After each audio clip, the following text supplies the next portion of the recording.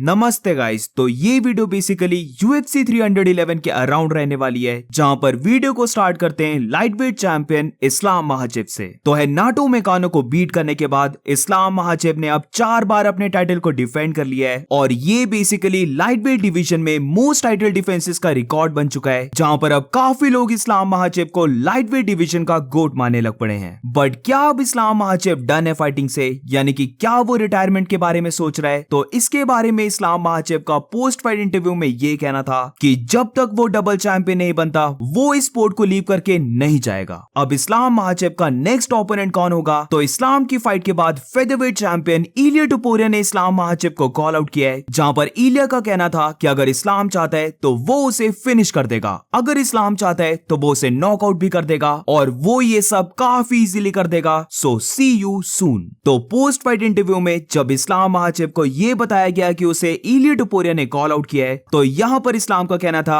कि उसने ऑलरेडी बोल रखा है कि वो अपनी नेक्स्ट फाइट को चूज नहीं करने वाला है। ये सारे यूएफसी पे डिपेंड करता है, वो लाइटवेट डिवीजन का चैंपियन है, तो अगर इलिया टुपुरिया हो या फिर कोई भी फाइटर हो जो 155 पाउंड्स को बना के उसके साथ फाइट कर सकता है, तो let's fight, put him inside the cage. अब कल इस पूरे टॉपिक के ऊपर एक डिफरेंट टाइप की वीडियो आने वाली है, तो यहां पर मैं ज्यादा नहीं बोलूंगा, बट इलिया टुपुरिया की फाइट एक बैड शाउट आउट नहीं है। बट लेट्स सी यूएफसी क्या डिसाइड करती है कि इस्लाम महाचेव की नेक्स्ट फाइट किसके साथ होगी। और अब फाइट की ही बात चली है, तो यहां पर Islam Makhachev not only welterweight but also middleweight division की भी बात करता है, जहां पर इस्लाम का कहना था कि वो middleweight champion Dricus du Plessis के साथ रेडी है फाइट करने के लिए, और अगर उसे यूएफसी अप्रोच करती है और उसे टाइटल शॉट देती है मिडिलवेट डिवीजन का, तो वो रेडी है ड्रिकस के साथ फाइट करने के लिए। अब लाइटवेट डिवीजन से मिडिलवेट डिवीजन में जाना ये बहुत बड़ा जंप होगा इस्लाम के लिए। एंड ऑल्सो अभी मिडिलवेट डिवीजन इस साल तक तो पूरी बुक है, जहां पर नेक्स्ट इवेंट में ड्रिकस की फाइट होने वाली है शॉन स्ट्रिकलैंड के साथ,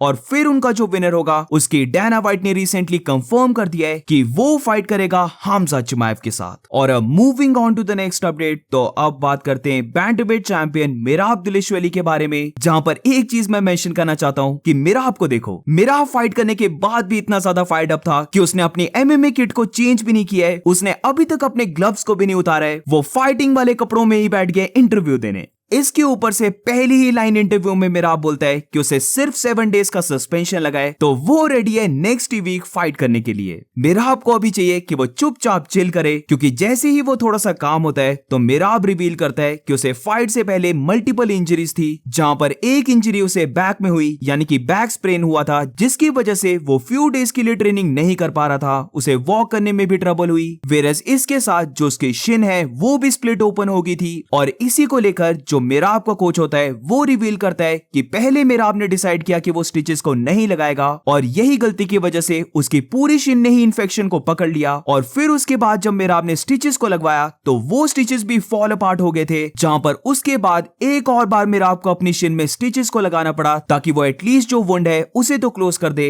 और इन्हीं सब की वजह से कपल ऑफ वीक्स तक तो मिराब ने अच्छे से ट्रेन किया भी नहीं। अब coming back to the post fight interview, तो यहां पर मिराब ये भी रिवील करता है कि इन सब इंजरीज के साथ उसे यूएफसी पीआई में भी एंटर करने नहीं दे रहे थे, जहां पर मल्टीपल टाइम्स ऐसा हुआ कि वो ट्रेनिंग करने के लिए जा रहा है बट उसे सिक्योरिटी डिक्लाइन कर दे रही है, क्योंकि उमर नुरमागोमेडोव पीआई के अंदर ट्रेन कर रहा होता है। ऑल्सो मिराब वर्सेस उमर की फाइट को लेकर फेदरवेट चैंपियन इलिया टुपुरिया भी रिएक्ट करता है, जहां पर जिसे नहीं पता तो मिराब ने कहा था कि वो रियली लव करेगा कि अगर इलिया टुपुरिया उसे कॉर्नर करता है फाइट में, बट अनफॉर्चुनेटली ऐसा नहीं हो पाया। बट जब फाइट ओवर हुई और मिराब दिलिशवली विन कर गया, तो इलिया टुपुरिया मिराब को कांग्रेचुलेट करता है और वो लिखता है कि मिराब कितना ज्यादा अमेजिंग फाइटर है, उसने सबको प्राउड फील करवाया है, और यही होता है जब दागिस्तानी रेसलिंग मीट करती है जॉर्जियन रेसलिंग से। Moving on to the next fighter, तो अब बात करते हैं उमर नुरमागोमेडोव की। तो अब नॉट ओनली मिराब इस फाइट में इंजर्ड था, बट ऑल्सो उमर ने भी अपने पहले ही राउंड में हैंड को ब्रेक कर दिया था, जिधर ये रही उसके ब्रोकन हैंड की फोटोज, और हम देख सकते हैं कि उसका पूरा हैंड ही ब्लोट कर गया है, यानी कि डेफिनेटली वो फ्रैक्चर हो चुका है। तो अब लेट्स सी उमर का हैंड कब तक रिकवर होता है और वो अपना रिटर्न कब करेगा। बट इसी के साथ ट्वीट करते हुए उमर नुरमागोमेडोव ये भी कहता है कि उसे लगता है कि वो फाइट को विन किया, और अगर उसे पूरा वर्ल्ड भी बोले कि वो फाइट को विन नहीं किया, उसे फिर भी अंदर लगता है कि वही फाइट को विन किया। तो अब ये उमर नेमार की पर्सनल ओपिनियन है, but let's be honest guys, Umar Nurmagomedov पहले के 2 राउंड्स को क्लियर जीता था और मिराब लास्ट के 2 राउंड्स को क्लियर जीता था,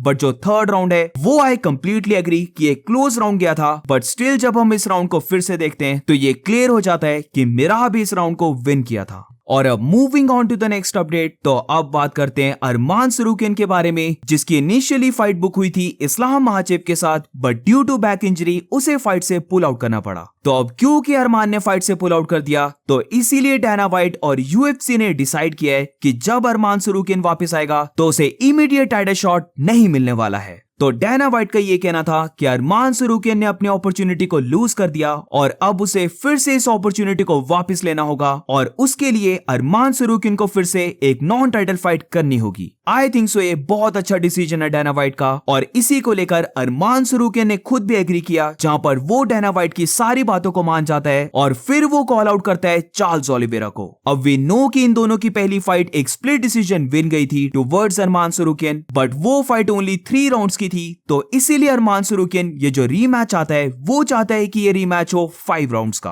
अब चार्ल्स ओलिवेरा ने तो इसके ऊपर रिएक्ट नहीं किया, but out of nowhere Michael Chandler कूद पड़ता है अरमान सरूकियन को कॉल आउट करने पर, जहां पर माइकल चैंडलर वही कॉर्नर वाली लाइन को कॉपी पेस्ट कर देता है जिधर चैंडलर का ये कहना था कि उसने नहीं शो अप किया तो उसे अब शॉट नहीं मिलेगा और beat me if you can. अब इसको लेकर मुझे अरमान सरूकियन का ट्वीट बहुत ही अच्छा लगा, जहां पर वो कहता है कि मैं इस फाइट के अगेंस्ट नहीं हूं, बट क्या ये ज्यादा सेंस नहीं बनाता कि माइकल चैंडलर को जिसने 2 बार बीट किया है वो उसके साथ फाइट करे। इवन चैंडलर को भी लग गया पता कि अरमान सरूकियन बोल तो सच्ची रहा है, और इसीलिए माइकल चैंडलर फिर इसका रिप्लाई बैक ही नहीं करता है। ऑल्सो माइकल चैंडलर को जस्ट रोल करने के लिए डस्टिन पोरियर भी एक शट अप वाला ट्वीट करता है, जो एक रैंडम शॉट लिया चैंडलर के ऊपर। अब वीडियो को फनी वे से एंड करते हैं, जहां पर जब यीरी प्रोहास्का और जमाल हिल की फाइट हो रही होती है तो एलेक्स परेरा एक काफी फनी चीज को करता है, जिधर क्योंकि एलेक्स परेरा ने दोनों यीरी प्रोहास्का और जमाल हिल को बीट किया है, तो वो यहाँ पर वीडियो में ऐसे शो कर रहा होता है कि उसके किड्स आपस में लड़ाई कर रहे हैं और अगर वो स्टॉप नहीं हुए तो वो अपनी बेल्ट को यूज करने वाला है।